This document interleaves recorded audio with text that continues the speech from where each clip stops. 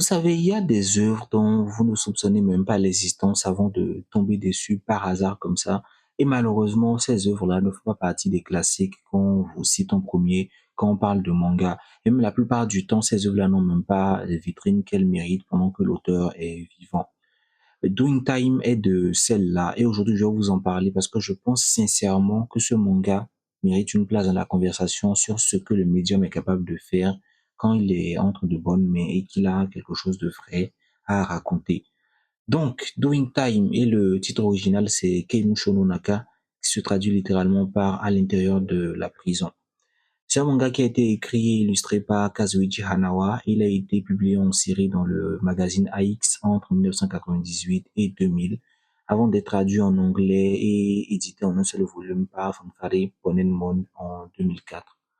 Et en 2002, il a été adapté en film par le réalisateur Yoichi Sai, film qui a d'ailleurs été sélectionné au Melbourne International Film Festival en 2003. Mais avant de parler de tout ça, il faut qu'on parle de l'essentiel. On va revenir sur qui est Kazuichi Hanawa et ce qui l'a amené à écrire cette œuvre. Parce que sans ça, vous ne pouvez pas vraiment comprendre ce que vous êtes en train de lire quand vous ouvrez ce manga parce que c'est vraiment particulier. Donc, Kazuichi Hanawa, c'est un auteur et illustrateur de manga qui a commencé à travailler dans les années 70. Donc, il a traversé plusieurs décennies de l'histoire du médium, ce qui est vraiment impressionnant en vrai comme longévité. Il n'est pas connu et c'est un peu normal parce que c'est quelqu'un qui a toujours opéré dans les marges et ses productions n'étaient pas grand public parce qu'il faisait du gekiga et s'adressait directement aux adultes. C'est vraiment un monde à part, le Gekiga, par rapport aux productions plus mainstream comme les shonen ou les shoujo que tout le monde connaît. Et c'est quelqu'un qui revendique fièrement cette position parce qu'il est tellement bon qu'il est littéralement considéré comme le successeur de Yoshiharu Tsuge, qui d'ailleurs même nous a quittés en début d'année, paix à son âme. C'est un grand monsieur en termes de style et c'est lui le père de la bande dessinée alternative au Japon, donc c'est pas rien. Mais il a vécu mine de rien parce que il est né avant la Deuxième Guerre mondiale, donc vous imaginez bien à quel point il était déjà vieux. Mais en y repensant, ces dernières années, ne serait-ce qu'entre le Covid et aujourd'hui, donc en 2026, il y a tellement d'auteurs de génie qui ont apporté des choses pour l'industrie qui nous ont quittés. C'est c'est vraiment dommage. Mais pour revenir rapidement sur Hannibal, il faut savoir que quand il s'est lancé dans le manga à ses débuts, il s'est orienté vers le style Eroguro. Donc c'est un style qui met en avant tout ce qui est érotique et absurde et grotesque en fait. Par exemple, il a écrit La Nuit Rouge qui est vraiment très particulier, dérangeant au niveau des planches et leur composition globale. Sans compter l'histoire qui parle d'un samouraï qui a renoncé à la vengeance et qui a fini par être poussé au suicide par sa femme. Donc vous imaginez bien l'ambiance globale. À part ça, vers le début des années 80, ces mangas étaient influencés par le bouddhisme et se déroulaient principalement dans le Japon des époques Edo et Meiji. Mais parfois, ça allait aussi dans des délires qui étaient un peu futuristes. Donc, c'était vraiment particulier et il y a son style qui s'est adapté à ce qu'il racontait. Ça, c'est vraiment important. Donc voilà ce qu'il faut retenir sur Hanawa. Il faut le voir comme un artiste qui, dans sa carrière, n'a pas fait des productions pour tout le monde, mais il a plutôt fait des choses qui lui plaisaient en fait. C'est vraiment quelqu'un qui fait ce qu'il a à faire, qui le fait à sa manière et il vit avec les conséquences de ses choix. Et je vous assure qu'au-delà de l'affaire qu'il a amené en prison, ça se voit dans cette déclaration qu'il vit à fond sa vie comme il l'entend. Et d'ailleurs, même un jour, il a dit un truc tellement fou en tant qu'artiste que je trouve qu'à ça seul, ça peut résumer sa carrière et même sa vie. Après, il est encore vivant, hein, mais il est né 2 ans après la Deuxième Guerre mondiale, non, donc il n'est pas loin de la quatre-vingtaine actuellement. Maintenant, on va entrer dans mon domaine d'études, le droit, comme vous le savez déjà. Alors, en décembre 1994, Kazuichi Hanawa est condamné à 3 ans de prison. Avec son tempérament, vous vous imaginez sûrement déjà quelque chose d'extrêmement grave ou d'illégal, non? Eh bien, en quelque sorte, c'est ça, mais la réalité, elle est beaucoup plus nuancée, culturellement très révélatrice. Il faut savoir que Hanawa était un passionné de répliques d'armes à feu et d'armes anciennes, mais pas des vraies armes, mais juste des trucs du style des répliques ou des modèles ou même des objets de collection. Et au Japon, cette passion-là n'est pas aussi anodine qu'elle pourrait l'être dans d'autres contextes. Le Japon a l'une des législations les plus strictes au monde en termes de d'armes à feu. Tout ce qui a trait aux armes à feu ou aux armes, le Japon est très strict dessus. Par exemple, ils ont une loi sur les armes à feu et les épées, donc la Juhoto Torishimari Ho, qui a été adaptée en 1958 et qui a été régulièrement renforcée depuis. Et cette loi-là, elle interdit aux civils la possession de quasi toutes les armes à feu, y compris dans certains cas les répliques très réalistes et les armes de collection selon leur nature exacte. Et c'est assez strict et appliqué avec une rigueur que, en tant qu'étranger, on peut trouver ça vraiment abusé. Et Hanawa, il était un enthousiaste des modèles guns, donc les répliques qui sont utilisées pour des reconstitutions ou des simulations. Et sa collection avait, selon les autorités, dépassé ce que la loi considérait comme acceptable. Donc il a été appréhendé alors qu'il testait un pistolet modifié en pleine forêt à des kilomètres de toute civilisation. Et ce qui est intéressant dans cette affaire, c'est que même à l'époque, la condamnation avait été perçue par une partie du public et de la communauté créative japonaise comme vraiment disproportionnée. Et dites-vous qu'il y a même une campagne nationale de lettres qui avait été organisée pour demander la clémence. Il y a des milliers de personnes qui ont signé, mais malgré ça, ça n'a rien changé en fait. Et c'est comme ça qu'en décembre 1994, Anawa entre en prison.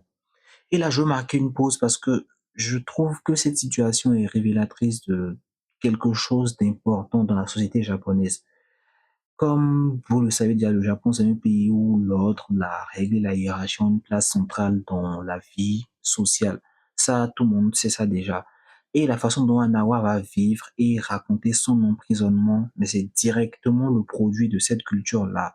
Et c'est ce que je trouve passionnant parce que ce n'est pas la façon dont un occidental va vivre et raconter la même expérience. Et c'est précisément ce qui rend de Doing Time, le manga qu'il a écrit, aussi passionnant. Anawa entre donc en prison et il va se retrouver avec une quantité de temps vraiment absurde en fait. Sauf que ce temps-là, c'est structuré de façon très rigide et chaque minute de liberté réelle est inexistante en fait.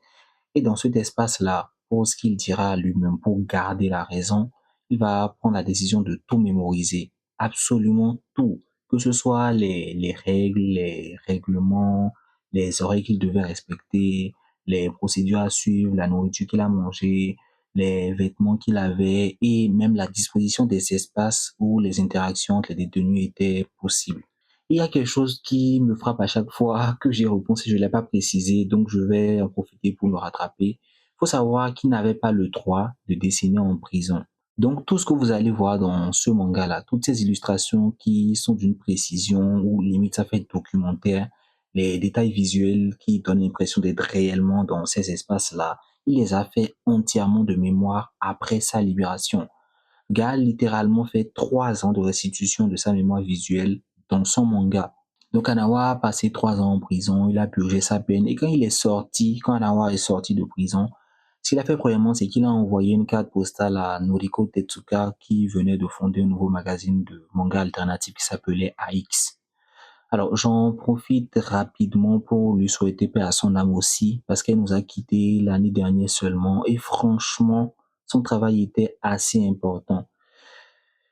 C'est c'est dommage, mais comme vous le constatez déjà, comme je le disais un peu plus tôt, il y a beaucoup de personnalités qui ont fait énormément pour la pop culture, ne serait-ce que dans le domaine du manga, qui nous ont quittés entre 2020 et 2026. Et pour elle, ça fait un an à peine, mais ça fait même pas un an en fait. Techniquement, c'est juste l'année dernière, vers la fin d'année, il me semble.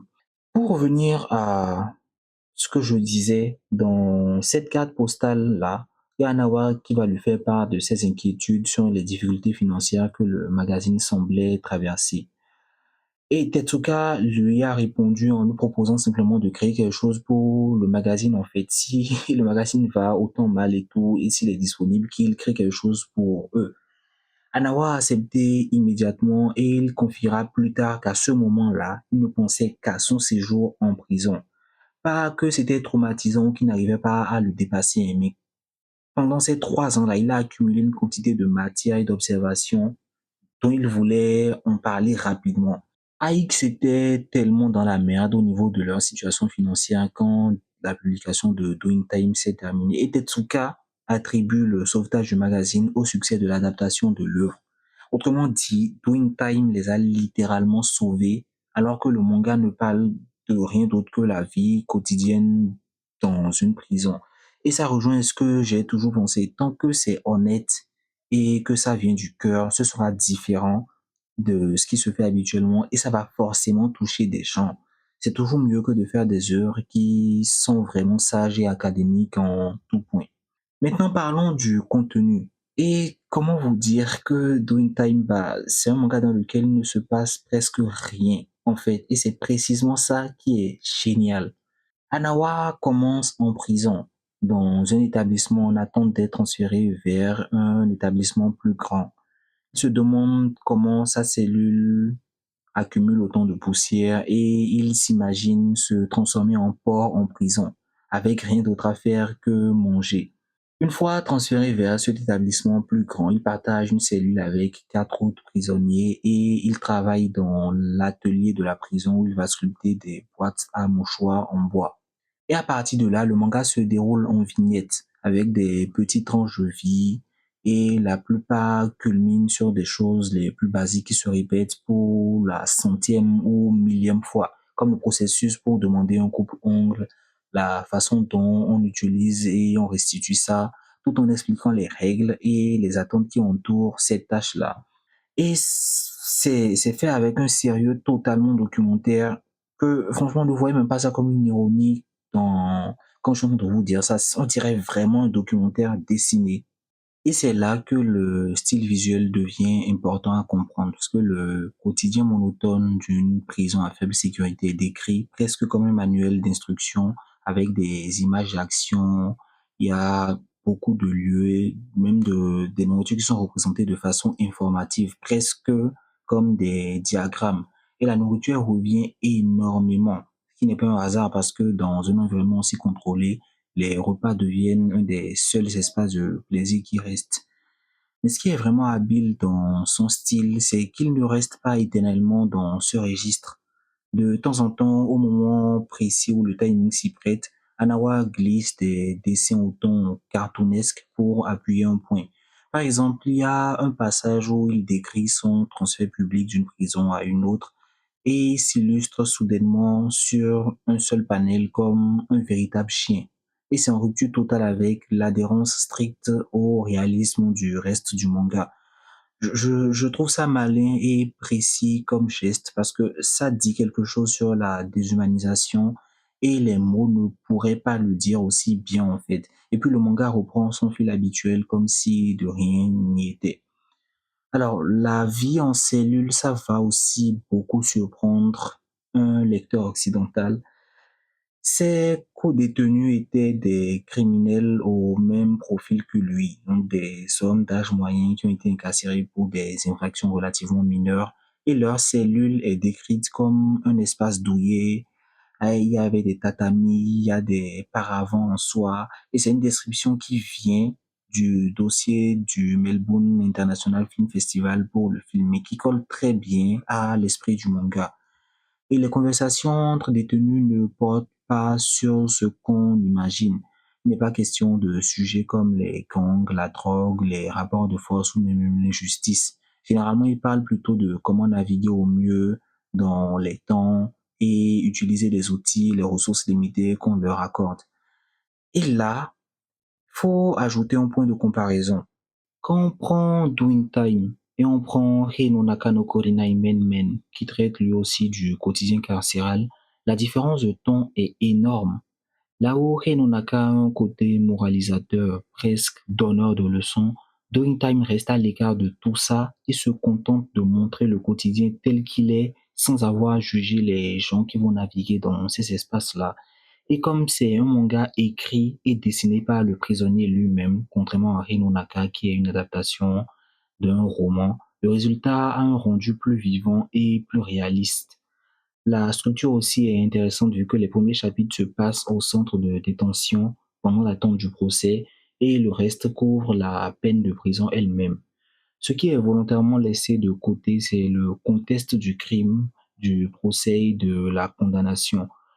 Mais il me semble que le livre inclut en compensation une interview de l'auteur ainsi qu'un commentaire du critique Tomohide Kure qui avait été impliqué dans la défense de Hanawa. Donc, je pense que si vous le lisez, vous aurez quand même ce contexte-là pour pouvoir savoir pourquoi le manga il ressemble à ça.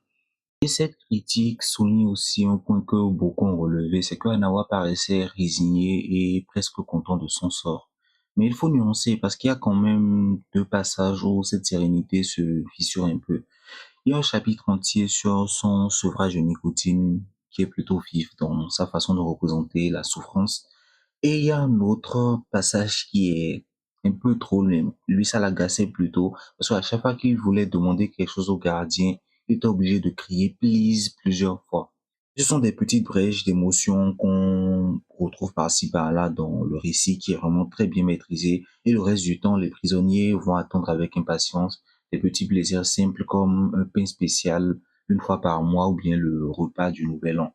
Au niveau de la solitude, le ton avec lequel il le traite est assez intéressant parce que c'est pas raconté avec une espèce de neutralité froide comme si c'était une épreuve qu'il avait endurée de façon stoïque et tout ça. Non, non, non. Anawa dit avoir trouvé ce temps en isolement comme le moment le plus agréable de sa peine, vu qu'il était libéré de la nécessité d'interagir avec les autres et tout ça. Et il y a une autre source qui confirme ça dans le même sens. Il dit que la cellule de punition en isolement est plus facile à vivre qu'une cellule partagée à 5 ou 6 parce que ils ont une chambre privée, chaque jour est plutôt épanouissant et ils ont personne à croiser et même le travail qu'ils avaient à faire, ça déplier des sachets de médicaments, tout ça, ça ne demandait pas beaucoup de réflexion. Donc, l'endroit là, c'était parfait pour lui et ça lui plaisait même comme travail. Et ce qui rend tout ça encore plus frappant, c'est la comparaison que fait un critique américain qui avait lu Big Black Standard Attica, le récit de la révolte de 1971 dans la prison d'Attica à New York, juste avant de lire Doing Time. Et l'écart culturel entre les deux récits, entre les deux idées de ce que la réforme est censée offrir, et c'est décrit comme quelque chose de vraiment différent. En fait, c'est vraiment choquant de voir à quel point d'un pays à l'autre, la manière de concevoir les choses est complètement différente. Dites-vous que Anawa était vraiment pas content parce que les prisonniers, de manière générale, ils vivaient mieux que des personnes qui étaient à l'extérieur. Et ils ont tellement de privilèges, mais tellement qu'à un moment, quand on lit l'œuvre, on se demande même s'ils sont pas dans une prison un peu spéciale en fait. Mais plus on évolue, plus on se rend compte qu'il y a quand même les pires reclus qui sont là, des personnes qui ont commis des atrocités, qui sont en train de vivre la belle vie et qui profitent même de nombreux avantages qu'ils ont en fait. En fait, c'est tellement choquant que c'est à se demander si en vrai il y a une raison d'arrêter de faire du mal. Parce que si c'est pour revenir dans ce paradis-là, il y a zéro dissuasion en fait. Lui-même en a parlé plus tôt en interview et ça l'avait assez marqué. Je vais me réserver d'en dire plus sur le contenu, mais pour parler de l'œuvre toujours, son accueil a été très positif et les critiques qui en parlent bien sont unanimes sur le fait que ce qui fait la force du manga, c'est précisément ce qu'on attendait le moins d'une œuvre qui parle de prison de manière générale. En 2002, le film a été adapté au cinéma par le réalisateur Yoichi Sai et le film en 2003, ça avait été présenté au Melbourne International Film Festival et ils l'ont décrit comme une œuvre comico-absurde, une espèce de film biographique dans une prison de sécurité minimale avec plein de personnages et de situations merveilleusement décalées. Et le festival a précisé qu'il ne faut pas voir le film comme une espèce de Midnight Express. Et c'est en référence au célèbre film américain de 1978, Midnight Express, qui parlait des prisons turques. Et c'était un film qui était quand même assez brutal et traumatisant. Donc, Doing Time, c'est l'inverse de ça et c'est pas une espèce de chose là, de Midnight Express. Pas parce qu'il y a de la violence dedans que ça a fonctionné parce que c'est vraiment l'inverse. En fait, il n'y a pas de violence, c'est vraiment tout calme et tout ça. Et le film a été un succès inattendu au Japon. Mais je vais pas développer davantage sur le film parce que mon sujet aujourd'hui c'est le manga.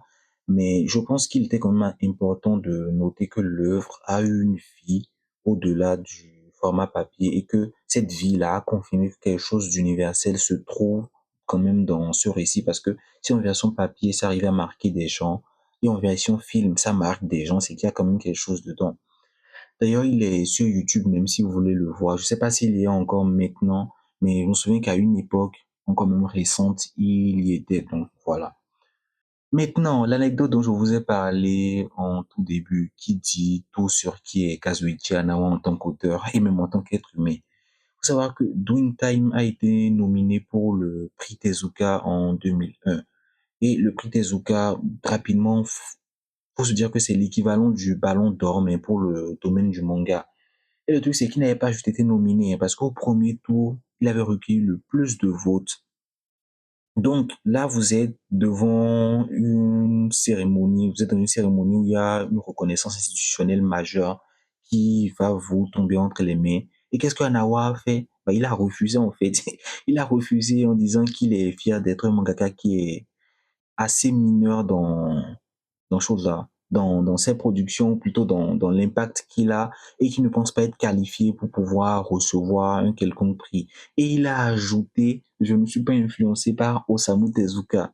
Je sais pas si vous vous rendez compte de la mesure du geste, parce que Osamu Tezuka, c'est quand même le dieu fondateur du manga moderne. Quand Tezuka est mort, il a eu des funérailles nationales. Et refuser un prix à son nom, c'est déjà un geste qui est fort, mais dire qu'il est un mangaka mineur, c'est quelque chose d'autre parce que là, il est littéralement en train de réaffirmer son identité artistique. Donc, récompense ou pas, il s'en fout royalement. Il fait ce qu'il veut. Pour même de dire qu'il n'est pas influencé par Tezuka. J'ai trouvé ça assez fort quand je m'étais renseigné sur le sujet.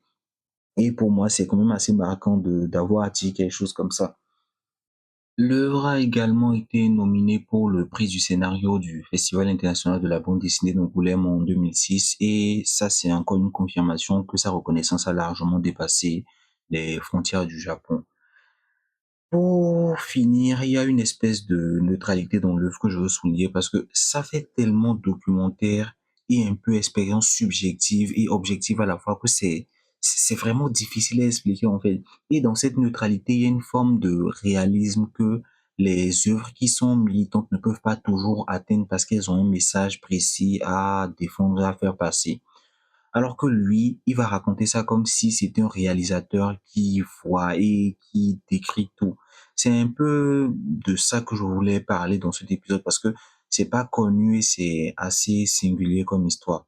Ah, et aussi, il a écrit un manga qui s'appelle Avant la prison et dedans il raconte son quotidien, son travail, sa passion pour les armes et autres. C'est super intéressant parce qu'il va revenir sur pourquoi il a été arrêté, mais il va aussi profiter pour pouvoir parler de création, de solitude et d'autres choses.